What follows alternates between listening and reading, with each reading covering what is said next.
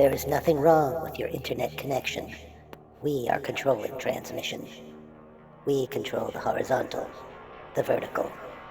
We can change the focus to a soft blur.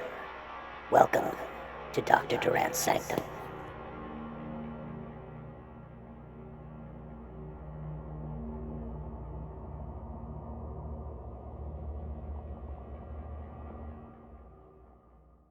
Here we have the Outer Limits board game, and this is the pride and joy of my game collection.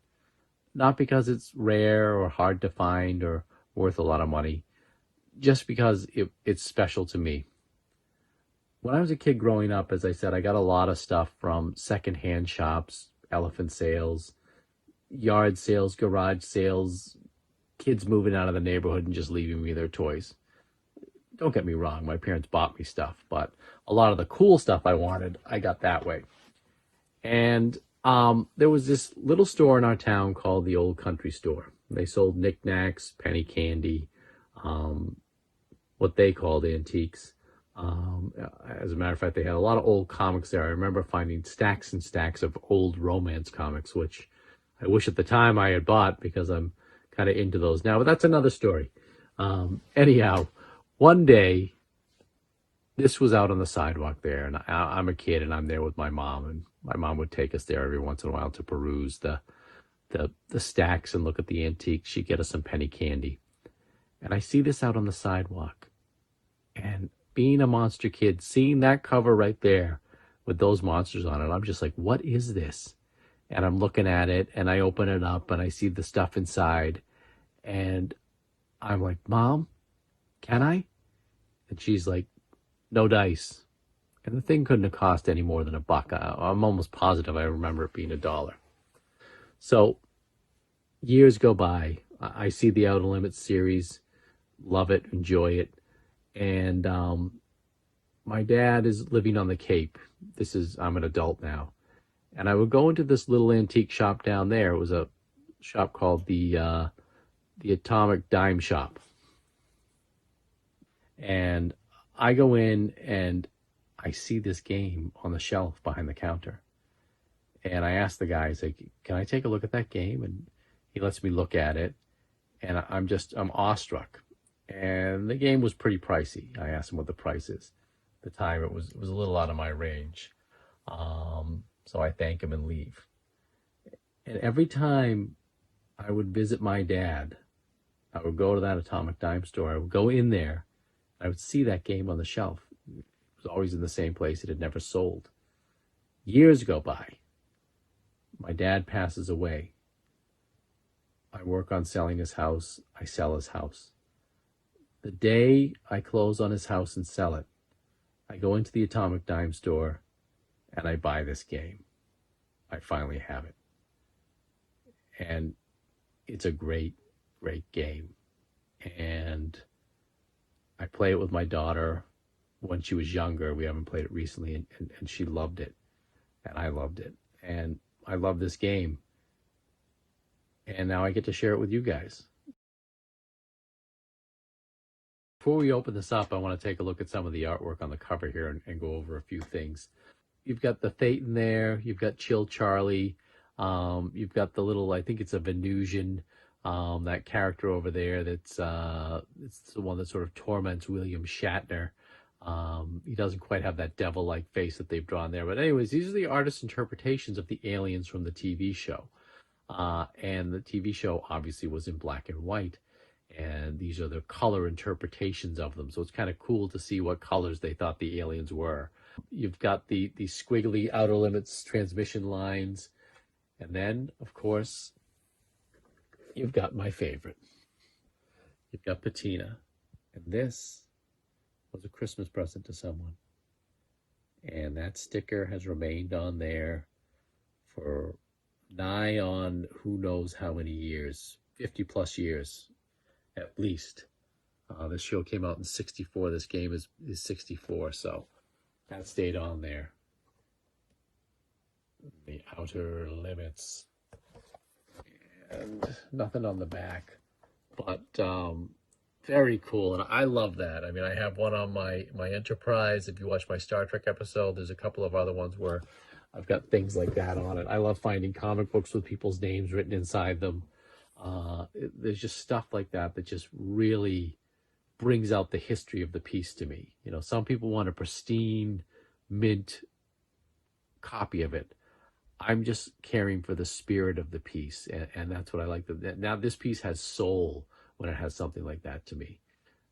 Maybe I'm being a bit too, I don't know, spiritual or whatever, but I really believe that, and that's what makes the pieces cool to me. That some kid had this, opened it on Christmas morning, was thrilled to have it, and now it's made its way into my collection. So again, let's open it up and take a look. So look at this, just beautiful colors, beautiful graphics on this board game. It's amazing, so vibrant, so awesome.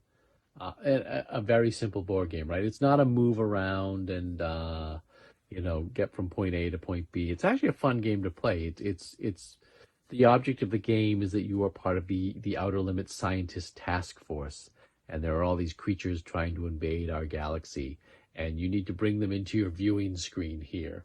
So you place a card on your viewing screen. If that's the one you get, that's the character you have to build within this screen, and you can play one player, two players, four players, whatever it is. And you start to put the pieces of the characters together. And, you've got the Ebonite, the man who was never born, Chill Charlie, they call the ice creature. You've got, Space Bean, who's actually supposed to be the Thetan. You've got the alien thing, which is from another cool episode of the Outer Limits. And you've got, of course, the Zanti misfits. So you've got, Andro, who's the man who was never born. The Zanti Misfits, classic episode. The ice creature. I mean, just look at the graphics on that. Very cool. The Andromedan. The alien thing. The Ebonite, who is green here, kind of has a green goblin look to him. But when they do him later on, his very dark skin, he's more like a purplish or gray in the action figures that they made for him. And then you've got the Ichthyosaurus, which was another cool episode. By the way, if you haven't checked out the Outer Limits, you need to. So let's get a closer look at the artwork on the board here. There you have Andro. You've got your first radar screen artwork. You've got the Ebonite. You've got the Andromeda on there coming through. The Thetan. Lex Luthor and his girl Friday. Chill Charlie. This dude looking at an X-ray. This is obviously supposed to be almost like the Thetan episode. Very, very, very cool. I mean, just an amazing game and really fun to play. My daughter and I had a lot of good times playing this. She was at just the right age to enjoy it, and she still does. And here's a version with 4 of the aliens completed. Very cool. So you can see the artwork there. And let me show you the other 4. And here are the other additional aliens, the Ichthyosaurus, the Ebonite, the Zanti Misfits, and the alien thing. If you haven't checked out the Outer Limits, I strongly suggest you do so. It's a great TV series. Kino has a great box set on Blu-ray of both seasons 1 and 2. Some fantastic episodes in there. And I'll share with you this right now. Because my daughter and I played this game together, she became interested in the Outer Limits and asked if she could see an episode so she could sort of put into context some of these aliens. So I showed her the Architects of Fear episode. And spoilers, I'm going to talk a little bit about this episode in detail. It's Robert Culp, and he plays a scientist in this think tank group of scientists who all decide that they are going to create a common enemy for the world to unite against, because the world is on the brink of nuclear war. And if the world can unite against a common enemy, then nuclear war will not occur. So they all decide to draw straws to decide who will be turned into this alien being. They've captured a Venusian creature, and they're gonna graft the DNA into the scientist so that he becomes a creature like this. And Robert Culp is deeply in love with his wife, and we see a lot of scenes about how they love each other. And one of the things they do is they have this little hand signal they do to each other, where they sort of put a circle. They do a circle, and then they point to the other person. They do a circle around like their heart and point to the other person's head. And Robert Culp draws the short straw, and he has to become the alien. So they fake his death so that his wife thinks he's dead. Meanwhile, he's being kept on this campus or this laboratory, whatever it is, compound, being turned into a Thetan. And his wife just can't believe that he's dead. She has this feeling that he's alive. And there's this great scene where he finds out that she's pregnant somehow, and he's kind of losing his mind going through the process, and he tries to call her. And she hears his voice for about, like, a brief second. Anyhow, long story short, he goes up into space. The spaceship crash lands in the wrong spot, and he winds up getting shot by a hunter. The world doesn't even see him, doesn't even realize that this is going on. His wife comes to him as he's dying, and he's, of course, this alien being. And she looks down at him, and he looks up at her, and he does that hand signal that they do to each other. So it's at that point that she realizes it's her husband.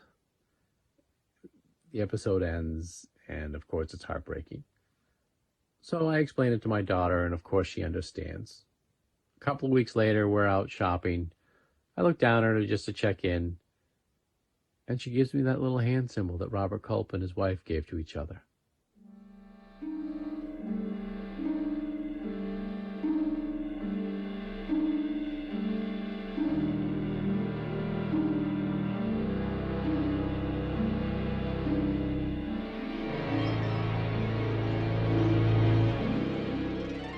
I guess board games really do bring families together. It's a tough world out there, especially now. It's the little things that make it better. Do what you can, something small, to make the world a better place. You don't have to turn yourself into a Thetan. Just be kind to each other.